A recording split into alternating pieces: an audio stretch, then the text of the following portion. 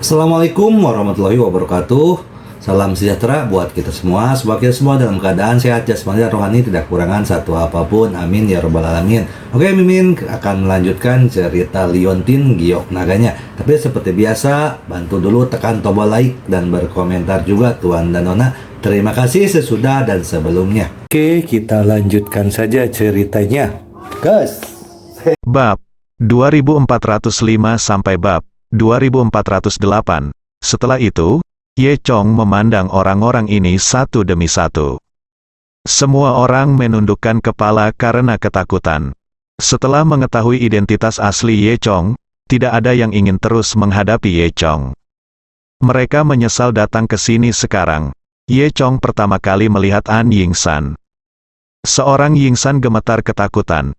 Bukankah kamu bilang kamu ingin aku menyesalinya? Bukankah kamu menemukan Lin Long untuk membunuhku? Ye Chong berkata dengan nada menghina. Seorang Yingsan tergagap dan berkata, "Oh, Tuan Lin Long, tolong berhenti bercanda. Itu semua karena kebutaan saya. Saya salah percaya pada orang jahat itu.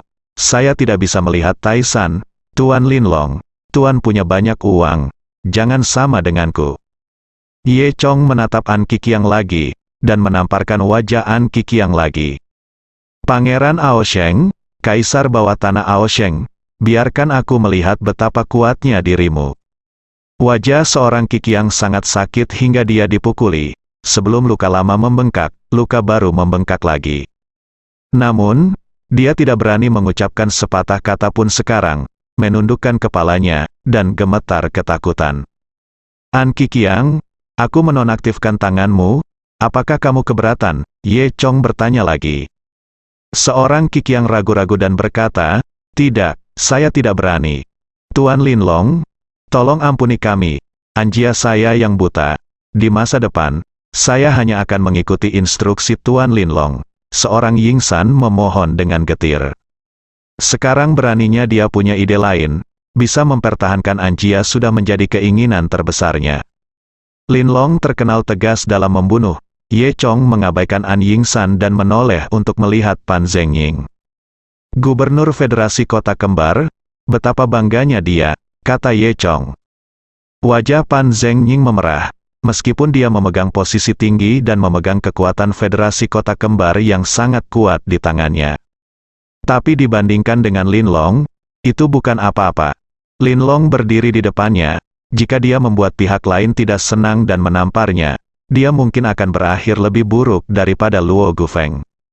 Sekarang Pan Zhengying memiliki pemahaman mendalam tentang apa itu kekuatan sebenarnya. Dia memiliki semua hak, tapi di hadapan orang kuat yang memegang kekuatan hidup dan mati dan bisa membunuh orang sesuka hati, dia bukanlah siapa-siapa. Oleh karena itu, di dunia ini, kekuatan pada akhirnya harus berbicara sendiri. Memikirkan hal ini, Pan Zhengying juga membuang kesombongannya dan berkata sambil tersenyum.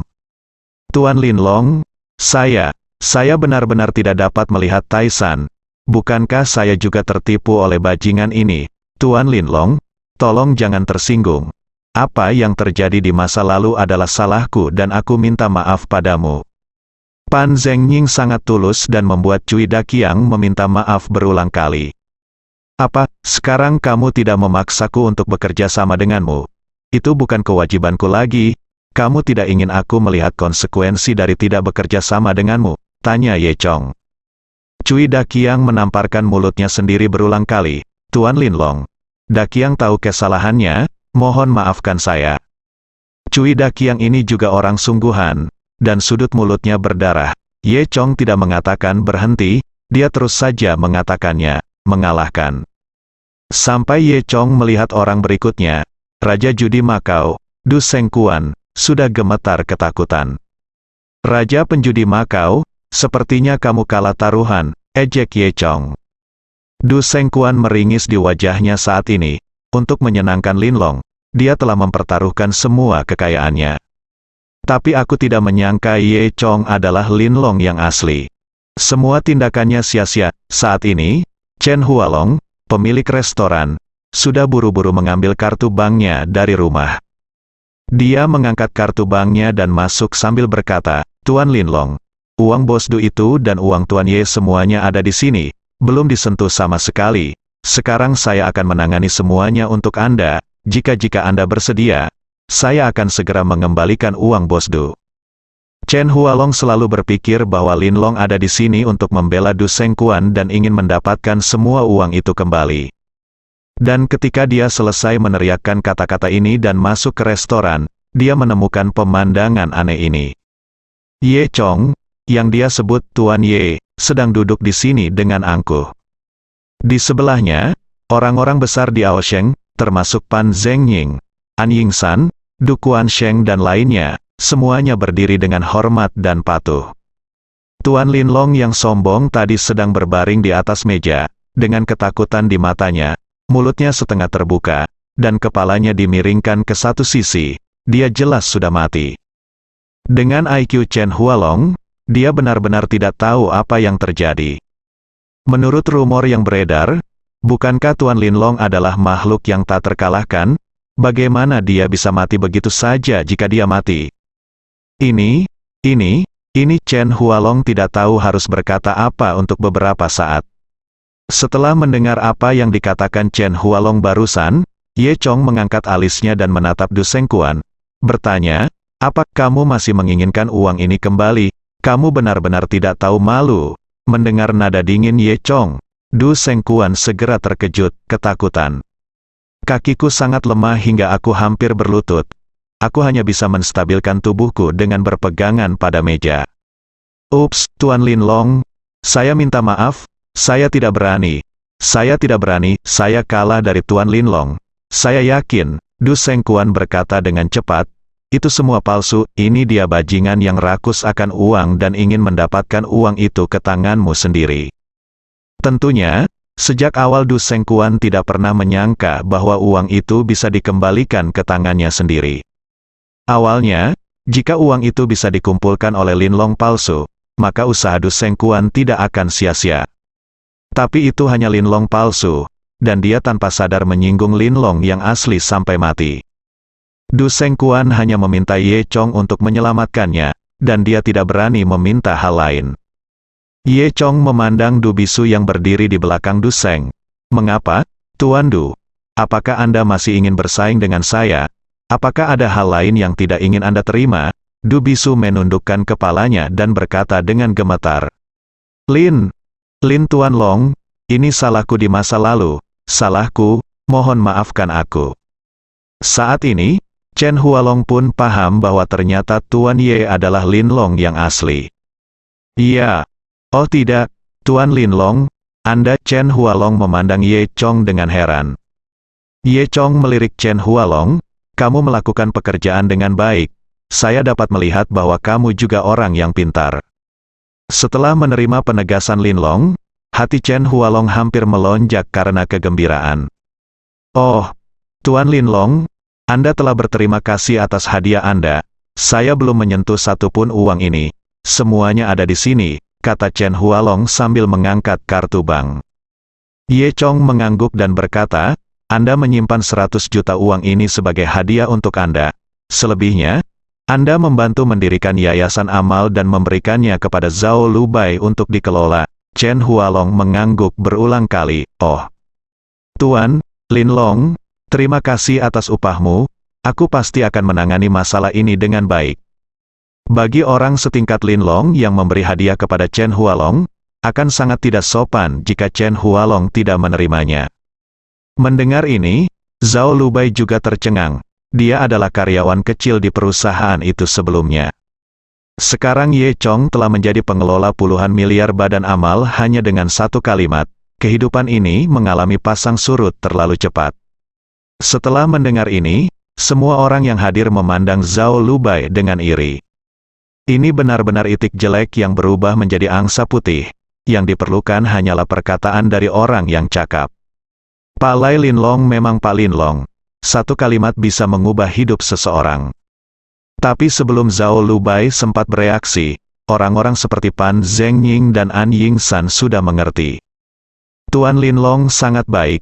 Mendirikan organisasi amal adalah sesuatu yang bermanfaat bagi masyarakat dan umat manusia. Hari ini, pemahaman saya tentang Tuan Linlong telah mencapai tingkat yang baru, kata Pan Zengying. Seorang Yingsan juga berkata, ya, Tuan Linlong, Anda benar-benar orang yang mulia, orang yang murni, orang yang lolos dari selera vulgar.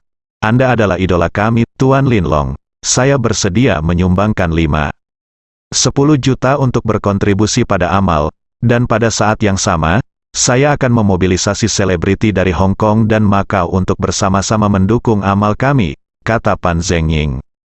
Dia tahu betul bahwa bergabung dengan badan amal ini berarti bergabung dengan Kam Linlong.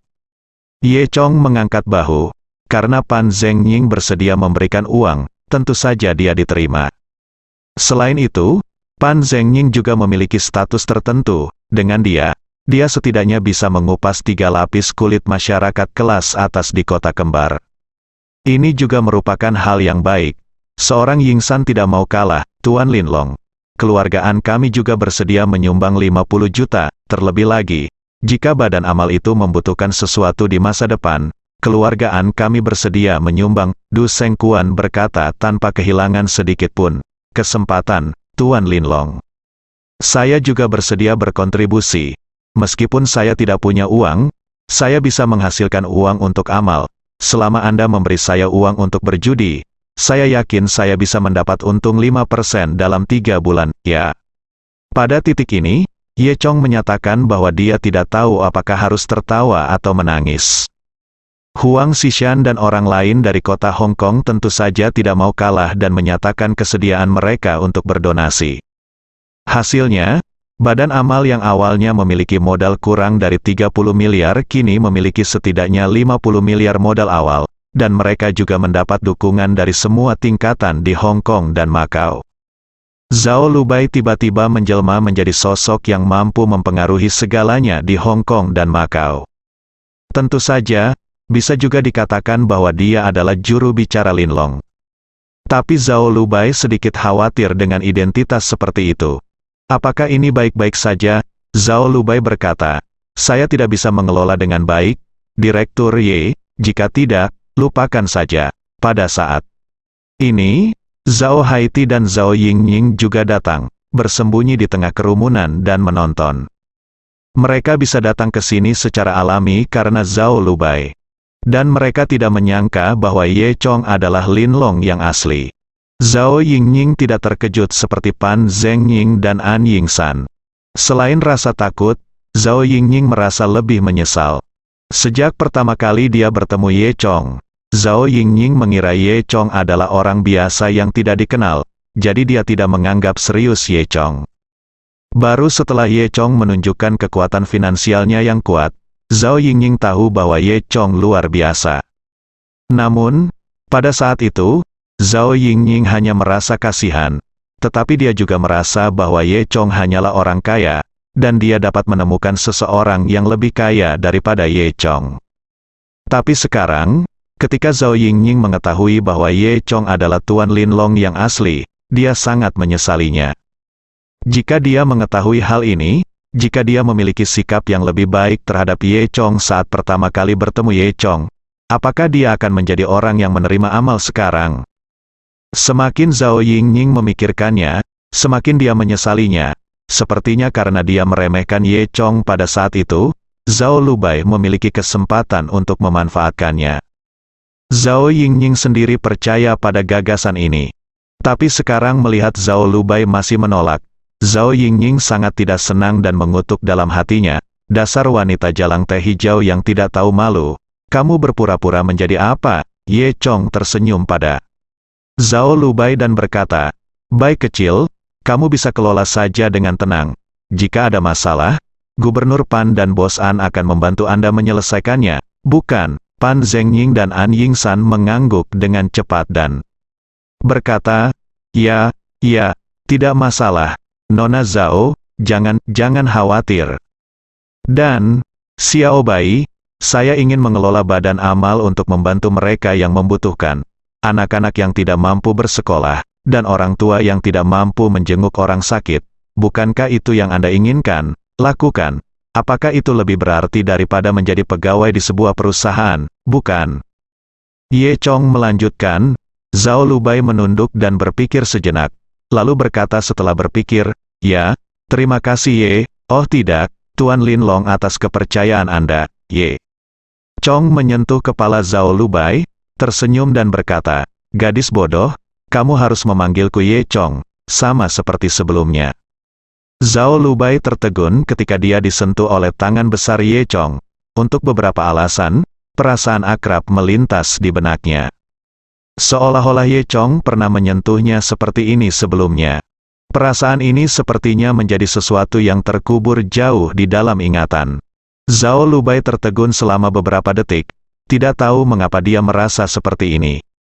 Kemudian, dia tersadar dan bertanya dengan wajah memerah, Direktur Ye, pernahkah aku memanggilmu Ye Chong sebelumnya?" Wajah tua Ye Chong memerah. Dia juga lupa bahwa Zhao Lubai menyebut dirinya Ye Chong. Ini adalah semua sebelum kecelakaan Zhao Lubai. Ye Chong menyentuh hidungnya dan tersenyum. "Bukan apa-apa, lagi pula, kamu tidak harus bersikap sopan padaku." Zhao Yingying, yang bersembunyi di tengah kerumunan, mendengus dingin dan mengutuk dalam hatinya, kenapa kamu berpura-pura? Pada akhirnya, kamu tidak akan menyerah keluar. Jika orang lain tidak bisa melihatnya, mengapa aku tidak bisa melihatmu? Kamu hanya pelacur teh hijau." Tapi Zhao Haitian tidak begitu berterima. Kasih sebagai putrinya sendiri, dia tahu kesempatannya telah tiba. Bagaimanapun, Zhao Lubai juga keponakannya. Sekarang keponakannya telah menjadi wanita Linlong. Keadaan pamannya pasti akan lebih baik juga. Memikirkan hal ini, Zhao Haiti berjalan keluar dan berjalan ke arah Zhao Lubai dan Ye Chong dengan senyuman di wajahnya. "Hei, halo, Tuan Linlong," kata Zhao Haiti sambil tersenyum. Ye Chong memandang Zhao Haiti dengan ekspresi dingin. "Siapa kamu? Layak berbicara dengan saya?" Zhao Haiti tertegun. Tuan Linlong, saya Paman Xiao Bai, nama saya Zhao Haiti, sebelum." Dia bisa menyelesaikan kata-katanya. Zhao Haiti ditarik oleh Cui Daqiang dan An Yingsan. "Keluar dari sini sekarang. Kamu pikir kamu ini siapa? Kamu berani berbicara dengan Tuan Linlong kami?" kutukan Cui Daqiang. Jelas sekali, Tuan Linlong tidak ingin melihat Zhao Haiti. Zhao Haiti juga cemas. "Biarkan aku pergi. Aku Paman Xiao Bai." Kemudian, Zhao Haiti memandang Zhao Lubai. "Xiao Bai, tolong bantu aku, jangan lupa, aku pamanmu." Zhao Lubai sedikit mengernyit saat melihat penampilan Zhao Haiti. Wajah penjahat seperti itu sungguh memalukan. "Paman, apakah kamu sudah memenuhi tanggung jawabmu sebagai paman begitu lama?" Ye Chong bertanya. Zhao Haiti tertegun. "Tuan Linlong, apa maksud Anda? Xiao Bai datang untuk tinggal bersama saya sejak dia kehilangan orang tuanya. Saya telah mengadopsi dia dan membiarkan dia tinggal di rumah kami. Oh, benarkah?" Ye Chong mencibir, "Jangan kira aku tidak tahu. Kamu menerima Xiao Bai hanya demi uang." Ternyata, ketika Zhao Lubai dikirim ke Aosheng, saluran pertama adalah agar bisa pekerjaan berjalan lancar, dan sejumlah uang disiapkan secara khusus. Uang ini konon merupakan peninggalan mendiang orang tua Zhao Lubai, sehingga ketika Zhao Haitian menerima Zhao Lubai, uang tersebut dengan sendirinya jatuh ke tangan Zhao Haitian. Tentu saja saya tidak melakukannya demi uang ini," Zhao Haiti berkata. "Membesarkan Xiao Bai juga membutuhkan uang, dan bukankah semua uang ini juga untuk Xiao Bai?" Ye Chong mendengus. "Oh, ya. Itu bukan jumlah uang yang sedikit, bukan, dan di mana Anda menggunakannya untuk Xiao Bai? Anda bahkan tidak membelikannya gaun. Semua uang itu digunakan untuk membeli pakaian untuk putri Anda." Menghadapi pertanyaan Ye Chong, Zhao Haiti terdiam. Karena apa yang dikatakan Ye Chong benar. "Oke, aku belum pernah melihat orang yang begitu tak tahu malu dan kejam sepertimu. Mari kita lihat bagaimana aku menghadapimu." Seorang Yingsan mendorong Zhao Haiti ke belakang sambil mengutuk. Wajah Zhao Haiti memiliki ekspresi pahit. Dia awalnya mengira bahwa dia telah memeluk pangkuannya dan sedang menunggu ayam dan anjing naik ke surga. Tapi dia tidak menyangka bahwa dia akan dibalas. Linlong tidak bisa takut pada An Yingsan, tapi Zhao Haiti hanyalah orang biasa di Aosheng, bagaimana mungkin dia tidak takut pada An Yingsan, kaisar bawah tanah? Jika An Yingsan mau, saya khawatir Zhao Haiti tidak akan takut ingin terus tinggal di Aosheng. Memikirkan hal ini, Zhao Haiti sekarang menyesali mengapa dia keluar seperti ini. Pada saat ini, Zhao Yingning menundukkan kepalanya, karena takut orang lain akan melihatnya. Zhao Haiti tampak jelek dan memohon, "Tuan, Linlong, tolong selamatkan hidupmu." Dia menoleh ke Zhao Lubai lagi. "Xiao Bai, tolong aku pamanmu, darah lebih kental dari air, dan..." Zhao Lubai belum berbicara sejak tadi, yang membuktikan bahwa apa yang dikatakan Ye Chong benar. "Bah, tak tahu malu, sekarang Anda berani mengatakan bahwa darah lebih kental dari air?" Pan Zhengying memarahi. Sekarang, tanpa Ye Chong membuka mulutnya, seseorang secara alami akan bergegas berurusan dengan Zhao Haiti. "Zhao Haiti, apakah kamu lupa bagaimana kamu memberikanku kepada orang jahat ini? Anda berbohong kepada saya dan mengatakan itu hanya untuk makan. Apakah Anda menganggap saya sebagai saudara?" Zhao Lubai berkata dengan mata merah. Sejujurnya, penggagas apa yang terjadi malam ini adalah Zhao Haiti. Zhao Lubai sebagian besar ditipu oleh Zhao Haiti. "Oke, Zhao Haiti, Anda bahkan berani menipu Nona Zhao kami. Saya pikir Anda tidak ingin hidup lagi." Pan Zhengying memarahi, "Kamu mati." Saat ini, Zhao Haizhen benar-benar ketakutan. Dia menangis dan berkata, "Xiao Bai, tolong selamatkan saya tidak berani melakukannya lagi." Zhao Lubai berhati lembut dan menatap Ye Chong. Ye Chong tahu niat Zhao Lubai, jadi dia melambaikan tangannya dan berkata, "Itu saja, karena kamu membawa Xiao Bai masuk, aku akan mengampuni kamu hari ini.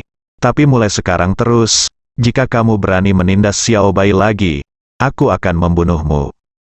Ketika Zhao Haitian mendengar ini, dia merasa seolah-olah telah diberikan amnesti dan berkata dengan cepat, "Terima kasih, Tuan Linlong, terima kasih, Xiao Bai, terima kasih, terima kasih." "Keluar dari sini, Anda bajingan," seorang Yingsan mengutuk. Zhao Haiti tidak berani mengatakan lebih banyak, jadi dia segera melarikan diri dengan ekor di antara kedua kakinya.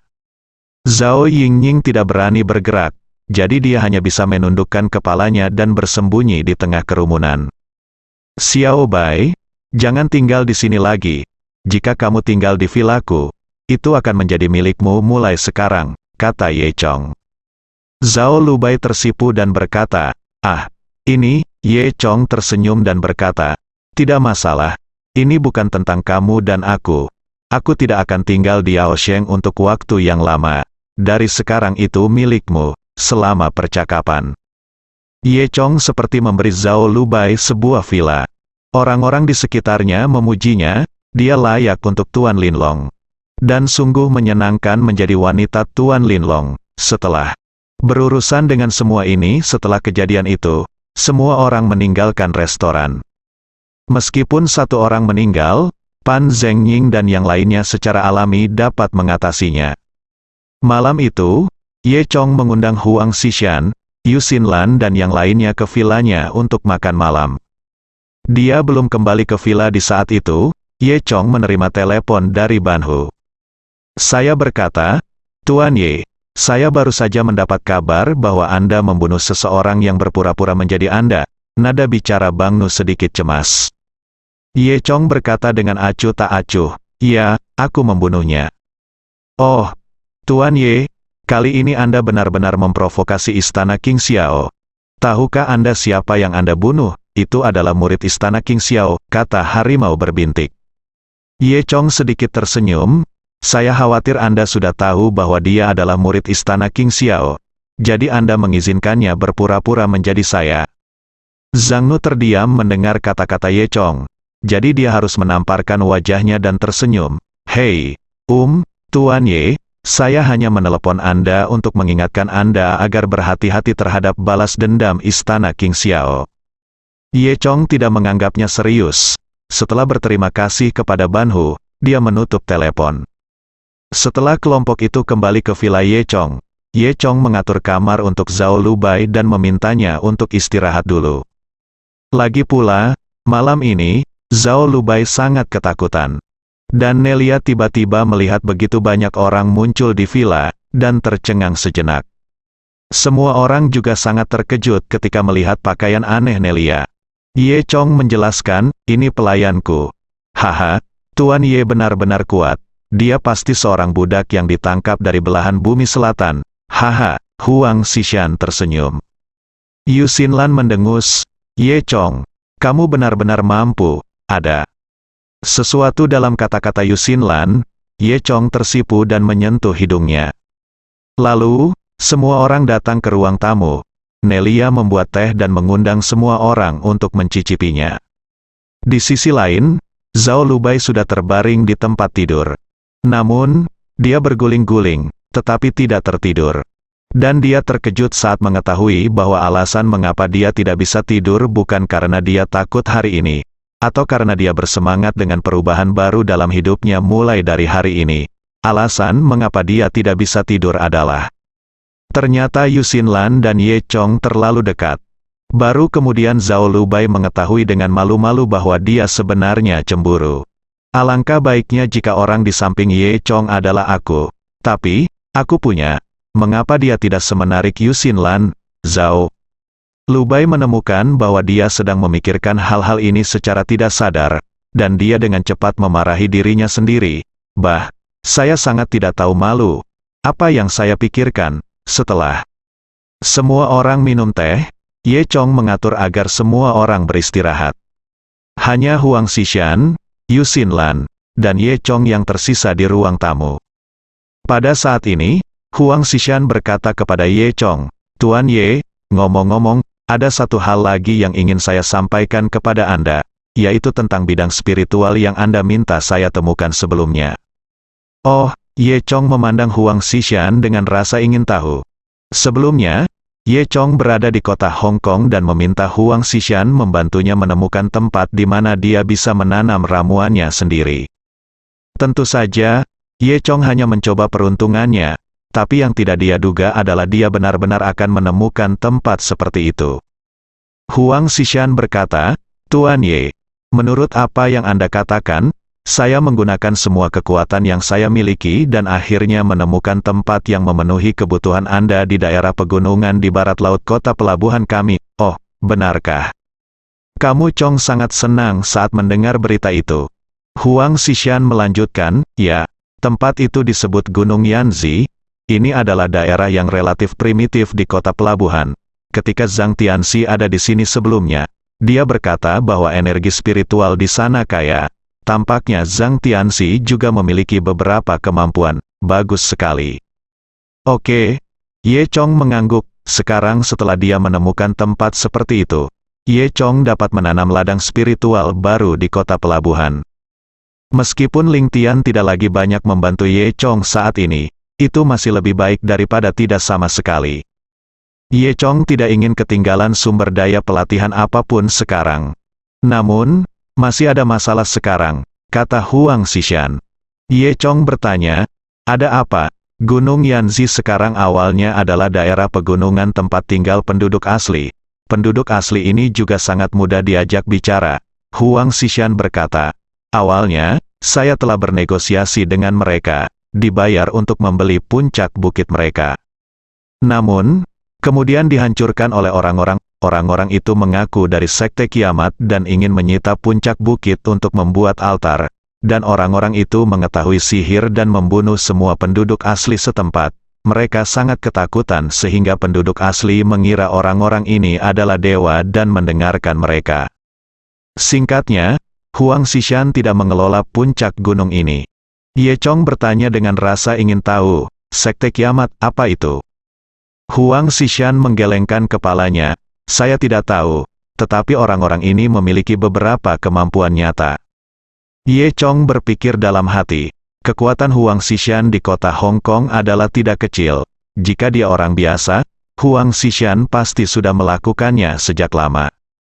Sekarang Huang Xishan tidak bisa mengatasinya. Itu berarti Sekte Tianqi ini pasti dari dunia seni bela diri. Memikirkan hal ini, Ye Chong tahu bahwa dia harus kembali ke kota Hong Kong.